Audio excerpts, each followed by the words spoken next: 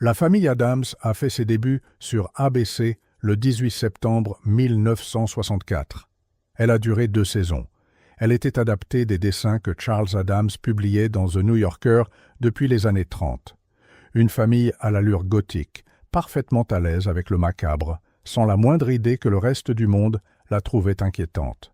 À l'écran, Gomez et Morticia Addams, un couple absurdement amoureux, interprété par John Astin et Caroline Jones. Leurs enfants Wednesday et Pugsley, joués par Lisa Loring et Ken Weatherwax, le majordome Lurch, interprété par Ted Cassidy, l'oncle Fester sous les traits de Jackie Coogan. Aujourd'hui, 15 anecdotes que vous ne connaissiez probablement pas, et restez jusqu'à la fin, parce que le cas de Jackie Coogan est le plus étrange de tous et celui qui a eu le plus de conséquences. Anecdote 15. Le vrai manoir victorien a fini en parking. Dans l'épisode pilote, l'extérieur du manoir était un bâtiment réel, une maison victorienne au 21 Chester Place à Los Angeles. Ils ne l'ont utilisé qu'une seule fois. Tourner en extérieur réel coûte cher et c'est difficile à maîtriser. Le département artistique a donc pris les choses en main. Ils ont pris une photographie du bâtiment, lui ont ajouté un 3e étage, une tour gothique, et ont produit quelque chose qui semblait activement repousser la lumière du soleil. La plupart des spectateurs n'ont jamais remarqué le changement. Si vous regardiez le porche de près, l'histoire était différente. Mais personne ne regardait avec cette attention. En 1967, le manoir réel a été démoli pour construire un terrain de sport et un parking scolaire. La seule chose qui subsiste aujourd'hui sur ce terrain est un lampadaire décoratif à 6 globes. Anecdote 14. La famille Addams a contribué à changer les lois d'Hollywood. Avant le crâne rasé, avant le chapeau melon, avant que l'oncle Fester allume des ampoules avec la bouche dans un sitcom de prime time, Jackie Coogan avait été l'un des enfants les plus célèbres qu'Hollywood ait jamais produit. Il avait tourné avec Charlie Chaplin dans Le Gosse en 1921 et était devenu l'une des premières superstars enfantines de l'histoire, gagnant des millions à une époque où ce genre de somme redéfinissait tout. Puis il a grandi et a découvert qu'il ne restait presque rien. Sa mère et son beau-père avaient presque tout dépensé. Fourrures, bijoux, articles de luxe. Et ce qui a transformé un désastre personnel en scandale national, c'est que tout cela était parfaitement légal. Les acteurs enfants n'étaient pas propriétaires de leurs revenus. Leurs parents, si. Chaque dollar que Coogan avait gagné enfant appartenait légalement à quelqu'un d'autre. Il a intenté un procès en 1938. Après les frais juridiques, il a récupéré 16 000 $ sur les 250 000 qui restaient de ses gains, sur un total estimé à 4 millions. Le reste avait disparu. L'indignation publique a suffi à forcer une réponse. La Californie a adopté en 1939 la loi Coogan, même si la version véritablement contraignante n'est venue que des années plus tard, une fois les failles juridiques comblées. Aujourd'hui, l'employeur d'un acteur enfant est tenu de placer 15% de ses revenus dans un fonds protégé, un compte Coogan auquel seul l'enfant peut accéder à sa majorité. Tout ça a commencé parce que l'oncle Fester avait besoin de travail. Anecdote 13. Gomez a failli être Lurch. John Astin n'est pas arrivé à l'audition de la famille Addams pour jouer Gomez. Il est arrivé pour jouer Lurch, le majordome silencieux, lent, profondément indifférent à tout ce qui n'était pas se tenir dans l'encadrement d'une porte. Réfléchissez-y un instant. John Astin, un homme qui joue comme si quelqu'un avait retiré le frein à main, en train de passer une audition pour un personnage dont toute la personnalité consistait à ne pas bouger et ne rien dire. Les producteurs ont vu le problème presque immédiatement. Le créateur et producteur David Levy a pris la décision la plus intelligente disponible. Mauvais acteur pour le rôle, mais le bon acteur pour la série.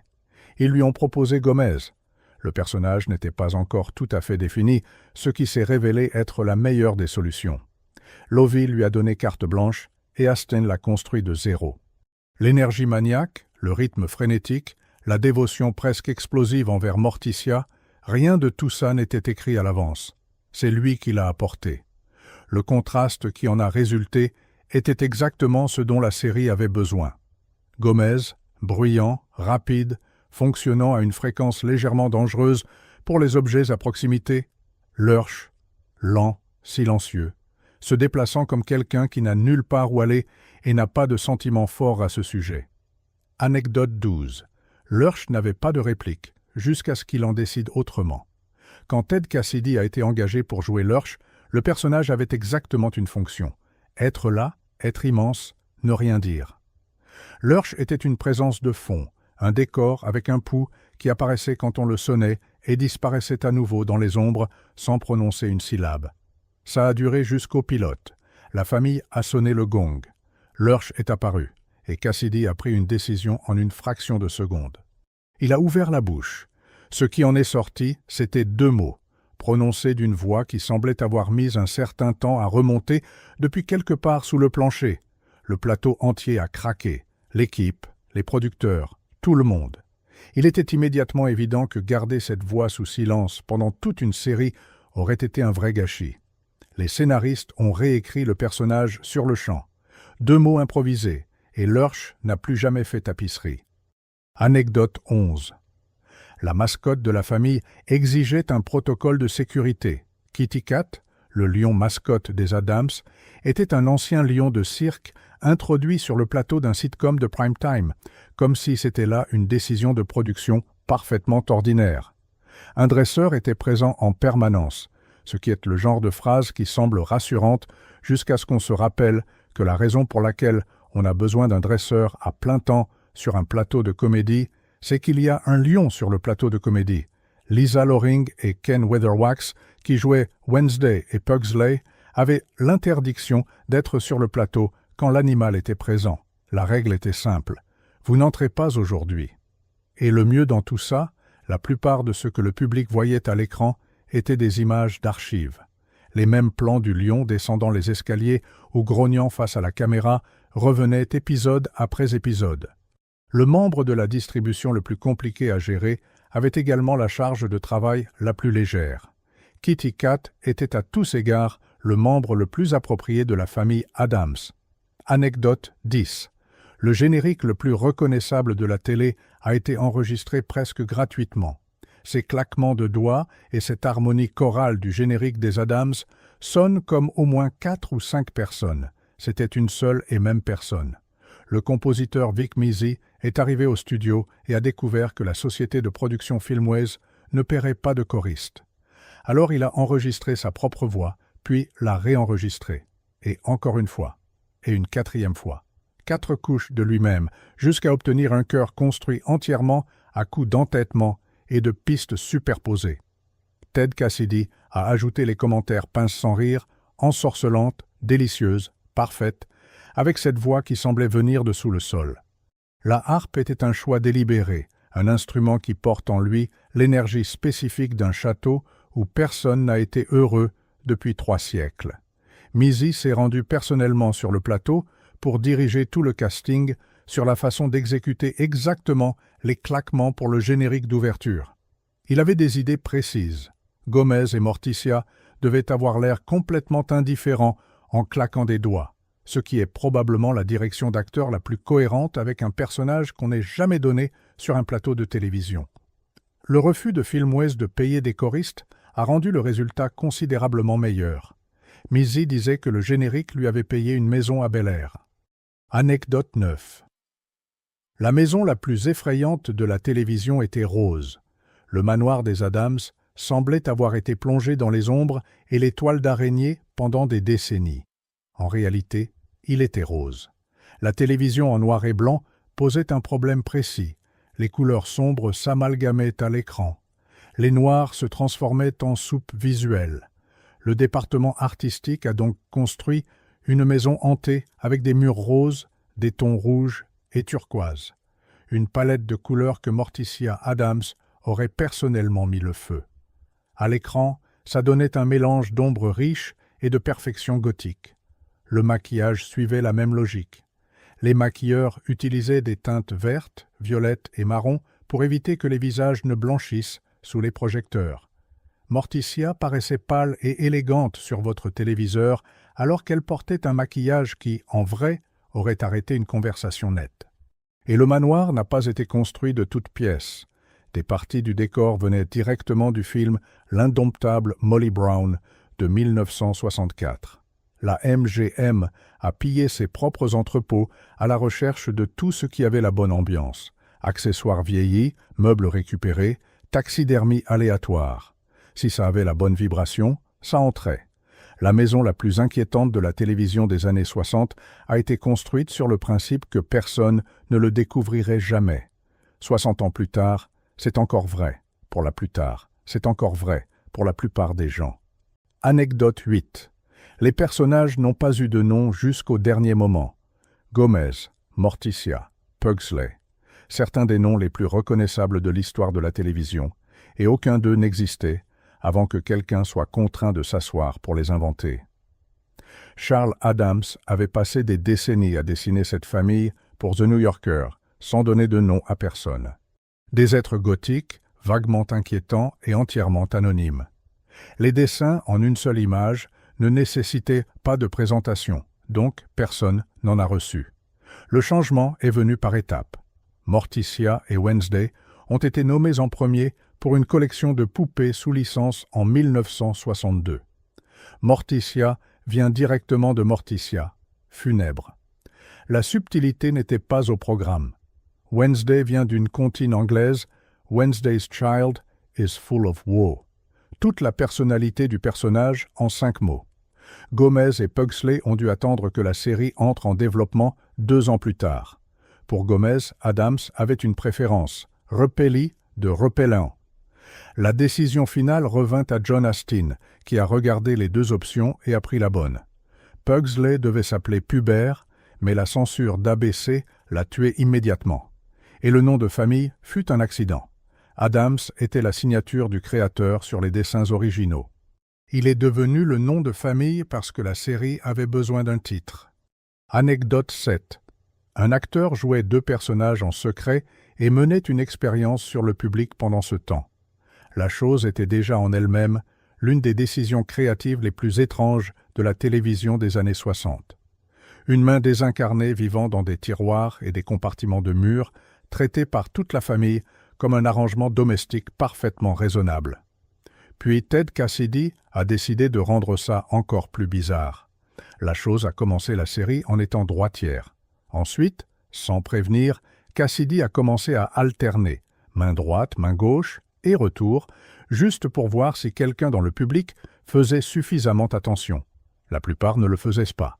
Ceux qui s'en rendaient compte semblaient l'accepter sans plus, ce qui en dit long sur le type de programme que c'était. La logistique de jouer la chose était déjà absurde. Cassidy mesurait 1,93 mètres, ce qui signifiait que chaque apparition nécessitait qu'il s'allonge sur le dos, sous le décor, sur une plateforme à roulettes, en passant le bras par des compartiments cachés dans les meubles. Pendant qu'il était là-dessous, il a décidé d'en profiter pour mener une petite expérience silencieuse avec le public. Quand les scènes nécessitaient Lurch et la chose simultanément, une doublure prenait le relais pour la main. La chose était mystérieuse par conception. Il s'avère qu'elle était aussi incohérente par conception. Anecdote 6. La série existe parce que 2 chaînes ont eu peur en même temps. En 1964, 2 chaînes de télévision distinctes ont décidé indépendamment que ce dont l'Amérique avait besoin, c'était un sitcom sur une famille inquiétante, vivant parmi des gens normaux. Et aucune n'a su que l'autre existait jusqu'à ce qu'il soit trop tard pour faire quelque chose de sensé. ABC avait la famille Addams en développement. CBS avait les monstres. Le même concept de base, 2 chaînes différentes, et soudain tout le monde allait plus vite que prévu. ABC a poussé fort pour arriver en premier. La famille Addams a été diffusée le 18 septembre 1964. Les monstres ont suivi 6 jours plus tard. Les 2 ont trouvé leur public. Les 2 sont devenus reconnaissables presque immédiatement, mais la ressemblance de surface cachait une vraie différence d'approche. Les monstres étaient des monstres de films classiques qui essayaient de passer pour des Américains ordinaires et échouaient complètement. Les Addams étaient des excentriques fortunés, parfaitement à l'aise avec eux-mêmes, qui n'avaient genuinement aucune idée que quiconque les trouvait inhabituels. L'une des séries parlait de vouloir s'intégrer, l'autre parlait d'une famille trop sûre d'elle-même pour remarquer qu'elle ne s'intégrait pas. Dans la bataille d'audience, les monstres ont pris l'avantage. Puis Batman est arrivé en janvier 1966, programmé directement face aux monstres le jeudi soir, et les audiences de CBS se sont effondrées presque immédiatement. Les Addams, sur une autre soirée, avaient déjà leurs propres problèmes. Les 2 séries de familles inquiétantes ont disparu en l'espace de quelques mois. Le genre était terminé, mais le personnage qui allait surgir ensuite deviendrait le plus iconique de tous et pratiquement personne ne le savait encore. Anecdote 5. Le cousin It était à une cigarette mal éteinte d'une catastrophe. Le cousin It était un tas de cheveux, un chapeau melon et des lunettes de soleil, et pourtant l'un des personnages les plus mémorables de la série. Ce que le public ne savait pas, c'est que le costume était à une cigarette mal écrasée d'une toute autre fin d'épisode. Le costume original du cousin It était fait de vrais cheveux humains, lourds et entièrement inflammables. Porté par l'acteur Félix Silla, qui mesurait 1,19 m, sur un plateau où, en ces années 60, pratiquement tout le monde fumait entre les prises. Comme Silla lui-même le racontait, les gens laissaient tomber leurs mégots et les écrasaient simplement du pied. Les producteurs ont évalué la situation, ont regardé le costume en cheveux et ont pris la décision matériaux synthétiques avant qu'il n'arrive quelque chose d'irréversible devant une caméra. Le nouveau costume a réglé le problème de l'inflammabilité et a conservé tout le reste d'aussi inconfortable. Il était toujours lourd, toujours un four ambulant. Silla traversait chaque scène en naviguant le plateau presque complètement aveugle, enfoui sous des couches de cheveux synthétiques, espérant que la prochaine chose qui le heurterait serait sa marque et non un mur. La voix du cousin It a été ajoutée par un ingénieur du son en post-production. Silla n'était même pas responsable de cette partie. Le personnage volait des scènes sans visage visible et sans voix propre. Sur n'importe quel autre plateau, ça aurait été une curiosité. Ici, c'était un mardi. Anecdote 4. La Wednesday que tout le monde connaît n'a pas existé avant 1991. Wednesday Addams, sèche, morbide, avec cette certitude tranquille que le monde est décevant et qu'elle l'a déjà intégré. Cette version de Wednesday date de 1991. L'original était entièrement différente. Dans la série de 1964, Lisa Loring interprétait Wednesday comme une petite fille genuinement chaleureuse et douce. Elle souriait, dansait, apprenait à Lurch à être dans l'air du temps. Elle avait une araignée pour animal de compagnie qu'elle appelait Homer et aidait joyeusement un inspecteur scolaire à retrouver son père dans le premier épisode. En dehors de ses nattes, sa robe noire et un attachement aux araignées et aux poupées décapitées, elle était fondamentalement interchangeable avec n'importe quel autre enfant de la télévision de cette année-là. La série elle-même la décrivait comme une petite fille solennelle, mais solennelle faisait beaucoup de travail avec peu de soutien. Par n'importe quelle mesure raisonnable, c'était une fillette de 6 ans, parfaitement sympathique, qui vivait simplement dans une maison très bizarre et n'avait pas d'opinion tranchée là-dessus.